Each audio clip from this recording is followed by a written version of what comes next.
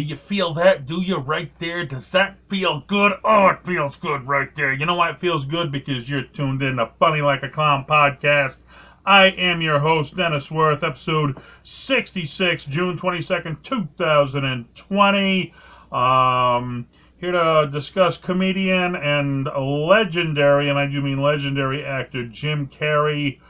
Just every time you think the list stops, it just keeps going on, baby, with this guy. We're going to discuss him. As always, Funny Clown Podcast brought to you by G Vegas Buffalo Sauce for the whamma jamma in your mouth. Get some G Vegas Buffalo Sauce for your next backyard barbecue delivered right to your door from www.gvegas.webs.com. Man, Jim Carrey, a Canadian-born actor, and my mother was born in Canada. I got Canadian blood running through me. Very proud heritage, and you got to go up there and get some Tim Horton coffee. Me and Jim Carrey, we could have a Tim Horton coffee. Why not? And known for his energetic slapstick humor, which, I mean, I guess the Three Stooges probably made our generation hip to slapstick humor, where, the slapping people, and it was funnier than anything they were saying, just the stuff they were doing. And Jim Carrey, the expressions on his face were as funnier than any joke he was telling. Just what part of his body is he gonna move next, man? What's he gonna stretch out from his body to make you laugh this time? So slapstick humor, there's still a place for it. It's not a lost art. He brought it back, and man, he really ran with it.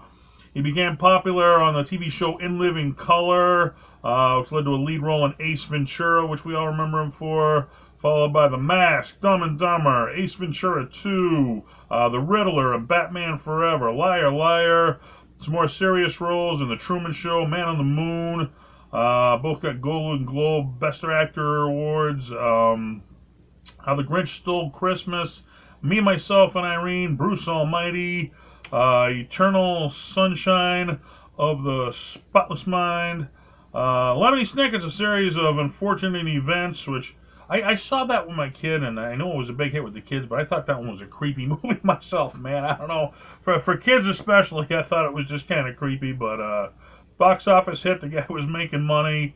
Fun with Dick and Jane, Yes Man, Horton Hears a Who, and A Christmas Carol. So, man, that's just a touch of the movies he's been in. Just movie after movie after movie. You remember them, you live them, and they become a part of your life. I mean, this guy, thanks for the memories, Jim. All the entertainment this guy gave us in our lifetime. And he even said himself, when he's walking down the street and somebody recognizes him and their face lights up, that's Jim Carrey. Well, it's lighting up because of the, entertainment that he gave them in their lives, Having a tough day, go watch a Jim Carrey movie. Get you laughing, man. That's what he's there for. That's what comedians do right there, folks. Lately, he's been doing some movies, Mr. Popper's Penguins, The Incredible Burt Wonderstone, Kick-Ass, Dumb and Dumber 2, he did a Showtime series, Kidding, he was the voice in the movie Sonic the Hedgehog. I mean, just, it goes on and on. This guy just never stopped, man. I mean, well, when you hit it that big and you can pick and choose, you can turn down rules and take what you want to do, and you set the rules. You don't have to play by somebody else's rules. And this guy just hit it so big right off the bat where he didn't have to let the industry tell him what to do. He told the industry what he was gonna do. And when you can do what you love to do in life, man, you never work in a day. So, but he paid his dues, man. He paid his dues. It was a rough rise to the top. So, if anybody deserved it, it was this guy. At age 10, he wrote for the Carol Burnett Show, and at 10 years old, he was a little cocky, I guess. He said he was already a master of impressions, and that he should be considered for the show, and he was very surprised when he got a letter back from him. So that was cool. He said he was influenced by Monty Python, which that was a real cult classic, man. A lot of comics were influenced by that Monty Python. They really broke some ground, as far as not so much stand-up comedy, but just for doing off things, for not following the beaten path of comedy, for doing something different. They really stood up for doing something different for the time, and that's what sells, man. I remember early on I went to a comedy club, and they say, they don't want to see you go up there and, yeah, man, I went to the coffee shop and here's a routine, but they want something different, man. They don't want something that's been beaten by a dead horse 100,000 times. So when you give something different, that's what sells. Let's see, he grew up, his family lived in poverty, man. I mean, they had some rough times. They said for a bit they were living out of a Volkswagen wagon. which I can relate to that, man. I lived in a pop-up camper for, it's a big blur now as a kid. Man, I went through some tough times like that myself, and it's an embarrassment. You go to school, man. Where you live in, the house down the street. Where you live in? Yeah, I don't want to talk about it, man. Who you want to tell you live in a Volkswagen wagon, right? So, let's see. But you know what? Even at the toughest times, when they were so poor like that, his father still supported him. And he knew he wanted to be a comedian, so he helped them put together an act for Toronto's Yuck Yuck Comedies Club, which, if you're in Canada, that's the big chain of comedy clubs up in Canada. If you want to hit it big in Canada as a comedian, you're going through Yuck Yucks. That's the top of the line up there. So his father took him over, and he actually bombed his first night, which, you think Jim Carrey bombed. Most people bomb their first night.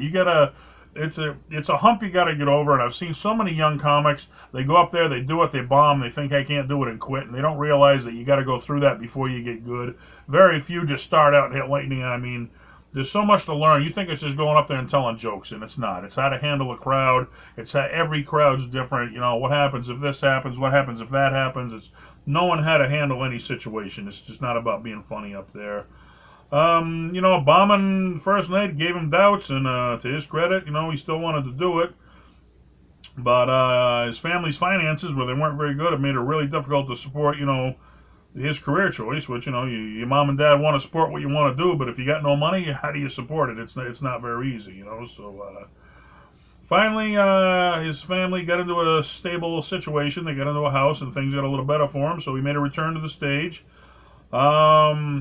He became a regular on the open mic scene with a more polished act, which, the more you do anything in life, the better you get at it. And he started doing the open mics. He got his act better, and he got into a little tiff with Yuck Yucks because I guess he was doing pretty good at Yuck Yucks, but then he went and he started doing his own gigs at other places, and they said, hey, you don't compete against Yuck Yucks. You want to do comedy, you got to do it through us. And Jim said, hey, I'll do whatever I want. And they said, all right, well, go do it on your own. You're not performing here anymore, so you're thrown out of the #1 comedy mecca, man. That's that stuff to make a break. Because, if you want to be big in comedy, you got to be in the biggest comedy club up there. But, hey, he started doing the other places where he eventually got noticed by Rodney Dangerfield, okay?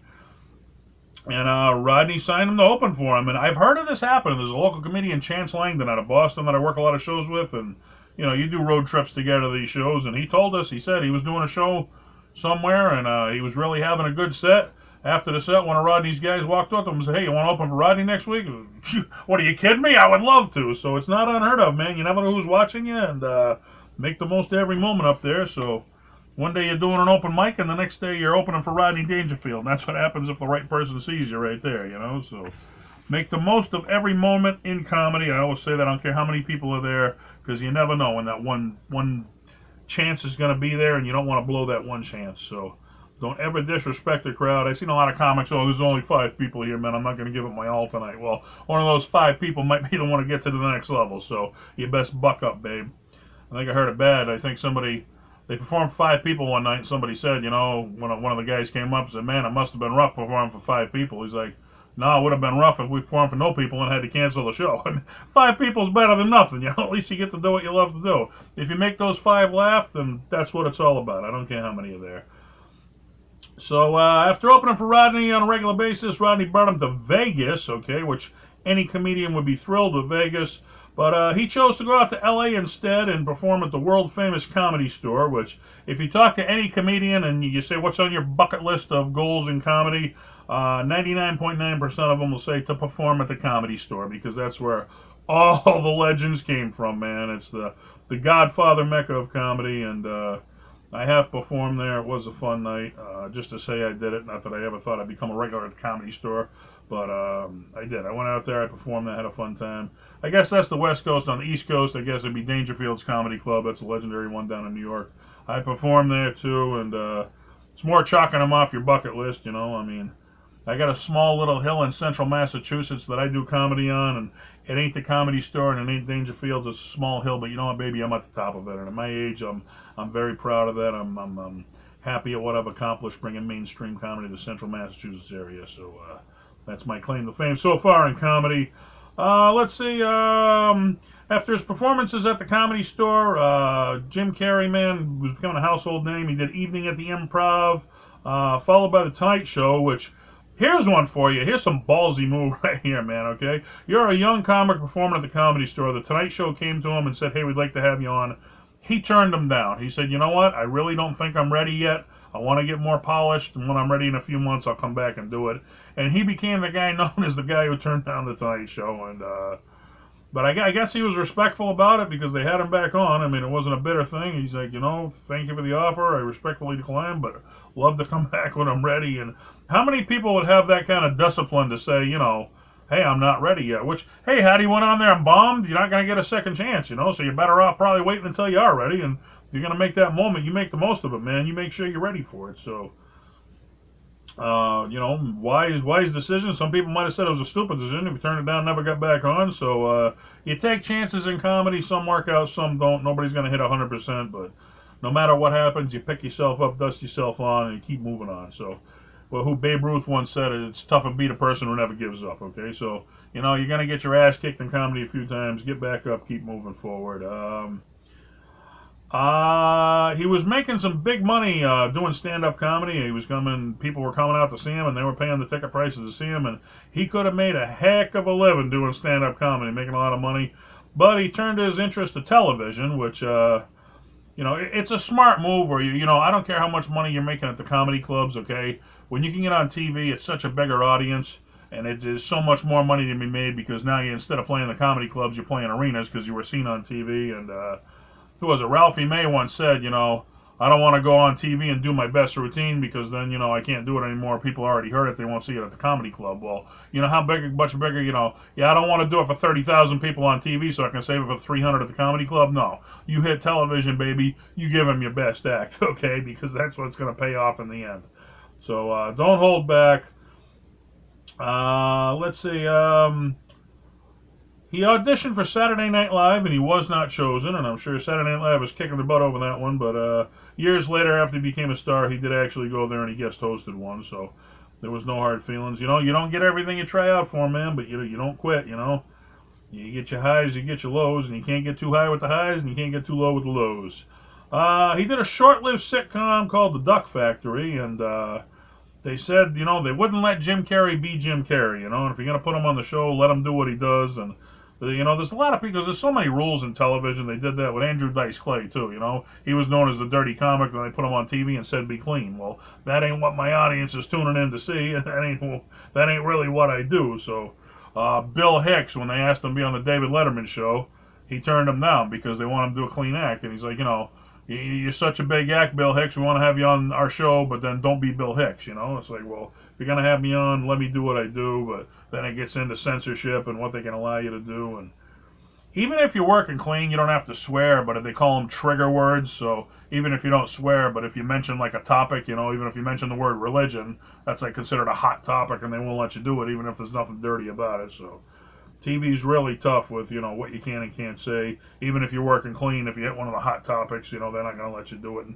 they want to know if you so much as breathe, pause and take a breath, they want to know you're going to take that breath on TV before they let you on. So, but hey, if you make it, man, then that's what the people are tuned into. You're hitting such a big audience. So, the Duck Factory sitcom didn't work out for him, but the next one did. 1990 to 1994.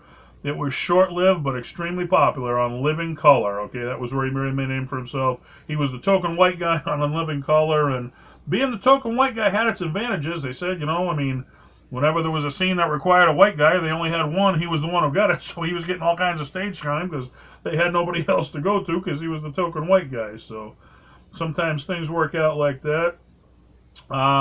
His performance on there led to his big break, and that was in the movie Ace Ventura: Pet Detective, and he said he'd only do it if they let him rewrite the script, and that was quite the demand, but they gave in eventually and let him do it. And even his fellow actors, when they were shooting it, they said they didn't get what was going on. It was like he was in a world of his own, and they didn't understand Jim Carrey's world. And it was set to open on Friday. Thursday night they had like a pre-screening for family and friends, and he invited some other comedians over, and the comedians after it, they were like, wow, too bad for Jim, man. This was his big break, and that really flopped. Well, Friday it opened up to be the biggest hit, and Ace Ventura, everybody loved it, and it was off to the races. So you may not have understood Jim Carrey, but a lot of people did get the guy because what a hit that was, and the rest is history, man. Once he hit Ace Ventura, he was off to the races, which, you know, a lot of people are one-hit wonder. Well, not him, you know, because he could pick and choose what he wanted to do after that. He was making 20 million a film after that, and I remember Alec Baldwin said, if I made 20 million a film, I'd make one film and retire. I mean, you make 20 million bucks, you ain't gonna work again a day in your life, but for him, it was always about the work. Let's see. After that, he did The Cable Guy, which I didn't know this about him. He received the biggest check ever given a comedian to make a movie, $20 million check to make The Cable Guy. I love The Cable Guy. It wasn't as big a hit as they had planned on it being, but I thought there were some just killer scenes in that one. It's in that what I believe Matthew Broderick, and I thought they had a good vibe there working together, man. It went on to become a cult classic. I mean, years later, you know, in DVD and rental, it did become a bigger hit, but on its opening, it wasn't as big as they expected. But you pay a guy 20 million, you're expecting the moon after that, I guess, and maybe you couldn't live. No matter what it did, it probably couldn't live up to the expectations they were thinking. He did The Truman Show. You know, he was working with big name actors at this point, Jennifer Aniston, Morgan Freeman, and Bruce Almighty. So he was really hitting the big where picking and choosing what you want to do, picking and choosing who you work with. You know, a lot of his movies got bad reviews actually, but they were still financial successes. So just goes to show you, you know, these people reviewing movies. I think Buddy Holly told me, you know, they wanted to tell him how to sing. It's like, if this guy, your producer here, could hear what was in my head, you'd be paying him to make friggin' albums, not me, okay? And Buddy Holly, he got final say on his music because he was the guy they were paying to do it, and you got some producer over there, I'm this big producer, you know, wants to tell him how to make music. Well, you don't tell Buddy Holly how to make music, because Buddy Holly's Buddy Holly. Let's see, he wanted to make movies, The Number 23, taking some more serious roles in his later comedy career. Let's see, he played multiple characters in Disney's A Christmas Carol, playing Scrooge, the Ghost of Christmas Past, Present, and Future. And when you're hicked on with Disney, yeah, you're making some serious bucks then, because Disney, that's one of the top companies in the business right there. And if you own stock in Disney, it's like you can't even touch it, okay, because it's just it just goes through the roof. Nobody's stupid enough to sell Disney stock. That's why you can't get any. So, The Incredible Burt Understone was probably his one blemish in his career. It grossed $27 million on a $30 million budget, so they actually lost $1 million. Where, you know, I mean, you're grossing $27 million before they were making $200 million. So I mean, this is really starting the downfall of his career. But I don't care how good you are. I mean, not the guy's ever going to go away. We're all going to remember. He can do what he wants. But I mean, nobody stays at the top forever. He's still at the top, but he's not at the top of the top. He was the number one guy for a while, and you know, being the number 4 or 5 guy ain't bad, okay, but you don't stay number 1 forever. There's always some young kid who's going to be out for your job. But he goes down as one of the legends, man, because we all grew up watching his movies, so that's what's cool about him. 2013, he went a little bit off of what he was doing. He put out a children's book, How Rollin' Rolls, and he self-published the book, which, hey, he made enough money, he can publish whatever he wants. But it's always cool, you know, to do. What else are you interested besides doing comedy and putting out a children's book? It must have been an interest for him, and it's cool when you hit that kind of celebrity status that allow you to do whatever you want, you know, to explore other options in life. 2013, he put out a music parody video on Funny or Die. And I remember Funny or Die, man, for a short time they were competing with YouTube. They were turning in, there was, a Funny or Die exclusive. They were getting exclusive stuff, and I don't know what happened to that website. It ended up crashing, and they took a lot of stuff down, and you can't post much on there anymore. And, man, I don't know what happened to that website, but at a time, man, it was getting pretty big. And he was on it at the time. It was big.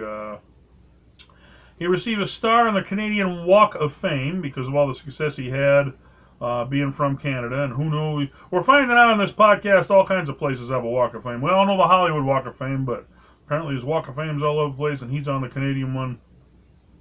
Canada actually put out a stamp and put his face on it as a tribute to his success. And he applied for dual citizenship, so he was actually a citizen of Canada and America. Woo! I'm allergic to this studio. 2 podcasts in a row, I'm sneezing away.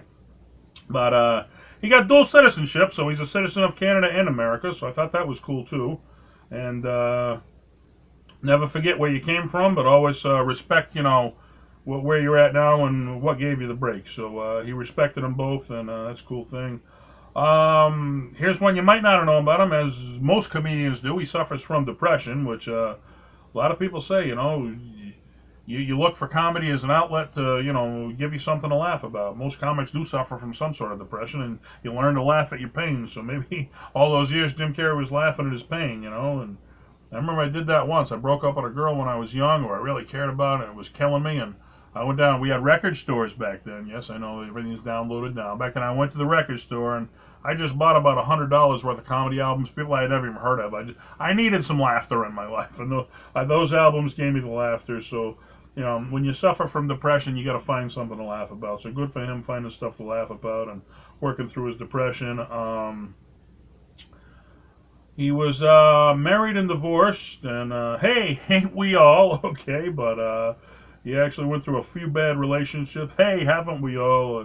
Can you imagine what this guy pays in child support? Just take a wild guess. I mean, unless he got a prenup or something, I don't even know if those count as far as your child goes. Might count about alimony or something. But if you're making $200 million a movie, or how much, $20 million a movie, I'm scared to think of what the guy must have had to pay in child support. It's just scary. But a lot of people say that, man. The women, they get half in the divorce. He made all the money. She gets half in the divorce, and she gets the other half in child support. She ends up with everything. He ends up with nothing, and he's the one who made all the money. And welcome to the American justice family law system right there. Yeah, but hey, I do a character, the child support superhero. Look him up on Facebook and follow him. Everybody's got a cause. It's my cause that I fight for. He actually, the cause he fights for is an activist for vaccines, saying vaccines cause autism, and they passed a law in California where, before, if it was against your religious views, you didn't have to have your child vaccinated. Well, they passed a law in California, even if it's against your religious views, it's still a law. You have to have your child vaccinated. And he actually called the governor and got into a heated discussion with him, saying, that these vaccines, man, drugging kids up, it's a dangerous thing. We're playing God, man, and we shouldn't be playing God. And some people actually, do need medication, and they actually should be able to get it, but we're way over. Yeah, it's too easy to put someone on. Okay, if anybody looks in the wrong direction, you're on medication. Okay, so not that you shouldn't get medication, but the screening process, in my opinion, should be a little bit more in depth if you're going to throw somebody on medication and mess with their mind. Okay, so we're a little too quick to diagnose, rather than deal with the problem, just drug them up, okay? Rather than, okay, this person has a serious problem and does need it. Okay, you gotta find the fine line there, folks. Couple ones, if you go back and, nobody starts at the top and everything, and this just goes to show you. I've done a few low-budget films, and some people love them, people I respect love them, and some of the big mouths, the young kids who got nothing better to do, they shut off their mouth, didn't like them. But, you start in small things, work your way up to big things. He did a movie called Earth Girls Are Easy, which he was a cast member and he wasn't the main character. But this was like a real low-budget film, and you go back and watch it on YouTube now, it's available. And you just see how cheesy it is, and just to see, one of the greatest actors of our generation being such a cheesy movie like that, it just goes to show you that he had to start somewhere, and that, you got to do the small ones before you can do the big ones. So if you think Jim Carrey, everything was just, roses and flowers for him, well, he started out doing small things just like everybody else. One of the other big ones, I guess, that he was famous for, here's how he knew he was going to make it big. And I say, you got to have confidence in yourself, even when people don't believe in you in this business. This business is set up to beat you down, kick you down. You got to believe in yourself. Even if other people don't believe in you, you got to believe in yourself. And I always, I've said this before on the podcast, they don't let you in your comedy club, you start your own comedy club. They won't let you on their TV show, you start your own TV show. They won't let you on your podcast, you start your own podcast. Don't let everybody dictate to you, what you're going to do. You believe in yourself even though nobody else does. When he was young, he wrote himself out a check for $10 million, believing that someday he'd make enough money to cash that. And I guess when he did the movie The Cable Guy, he had enough money to cover, he could have cashed that $10 million check. And that's cool right there. And they said that when his father died, he took that $10 million check that he wrote to himself when he was a nobody, believing someday he'd be able to cash it. He set it inside his father's casket and buried it with his father. And I guess that goes to pay a tribute for even when they were dead broke, his dad was still trying to support him to his comedy career. And hey, here's the check I could cash, Dad. Your faith in me paid off. So always have faith in your children, man. Whatever they want to do, you support them, and that's a cool thing to be remembered for. Hey, Jim Carrey, what do you got to say about him? Let's go see what the fans have to say about him, because I guess we'll be telling our kids, hey man, you gotta watch some Jim Carrey movies. And they're gonna say, who's Jim Carrey? You'd be, trust me, man, trust me. You just go watch this guy's movies, all right? All right, what do the fans got to say here? Let's see. Billy Bongo Dennis, being a fire marshal and also being named Bill, I have to think about it. Fire Marshal Bill, that was one of his popular characters on In Living Color. I remember that one. Mike Duvall says, too many to list. I mean, yeah, how do you pick, your number one memory of Jim Carrey? He gave us so many moments. It's just so much laughter he gave us. How do you choose your favorite one? It's a very tough decision because he gave us so much. Stevie GB, when he did Steve Carell's newscast in Bruce Almighty. Oh, what he did to Steve Carell's newscast in Bruce Almighty, that was when he was using his powers there to make him do all kinds of crazy stuff on set, and that was a funny scene. Jay Vance, I'm kicking my ass. What are you doing? I'm kicking my own ass. Adam Myers, he snuck out the back entrance, and I'm not talking about the rhino scene. He walked past me in 2016 when I was waiting to see Jerry Lewis to get into his vehicle, and that's when you know your celebrity status, when somebody just walks by you to go to their car, and you're so thrilled by the moment. You believe it just walked by me to go. All he was doing was going to his car, and the fans remember it as a big moment in their life. So that shows you how much enjoyment he gave people. Ron Cormier writes in, pointing to the doll to show where Trump hurt him. Sorry, I kind of lost respect for him. And I remember there's a big thing on Facebook. They put a doll on there. Oh, show me on the doll where politics hurt you. And, that's the day and age we live in, where everybody's offended by someone. And I think that was a joke, not that he was trying to hurt nobody, but he was showing a joke. We're just too offended by everything as a people nowadays. And I get the joke because I'm from his generation. The younger kids, they're offended by everything, and they want to protest everything and feel important about something, and they all got to have their issue to fight for. But hey, we all got our things to fight for. How you choose to do it, that's a different story. Lee Greenberg, when he used to be funny. All right, well, I guess Lee's not a fan of Jim's anymore. Okay, do you like his early work? Do you like his later work? Like I said, nobody stays on top forever. Man, it's tough to be the number one guy forever. Nobody's done it. And let's see. Robert Magolian writes in, his method acting of Andy Kaufman.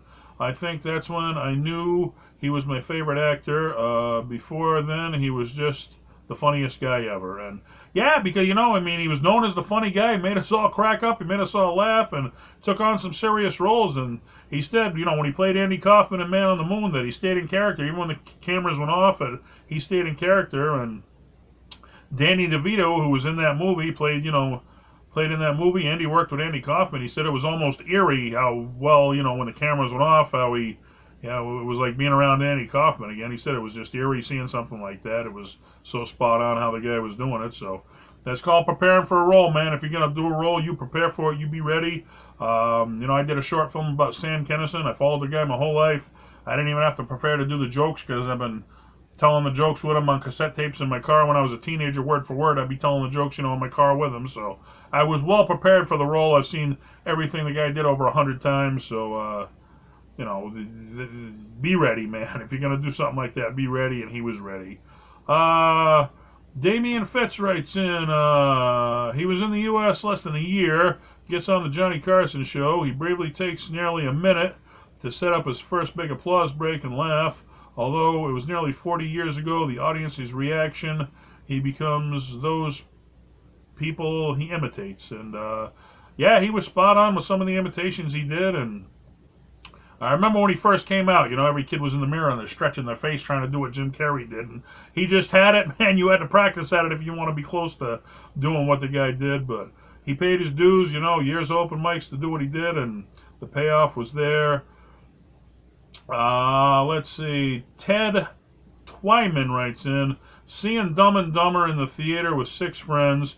One of my friends laughed so hard he literally fell on the floor at a movie theater. And I guess if he's got you laughing out of your seat and falling on the floor at the movies, the guy's doing his job. Hopefully I'm doing you guys a good job. I'm keeping you informed here on Funny Like Clown Podcast.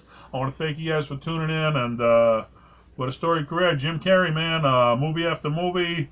You got to thank him for all the entertainment he gave us in our lives. And hopefully, he's got more to come before he does a swan song there, because what a legend of acting, started out in comedy and just turned into a great comedy career. Kind of like Eddie Murphy, he did some great stuff in comedy, then went on to just give us generations of movies. Well, this guy, he started out in comedy and he gave us generations of movies.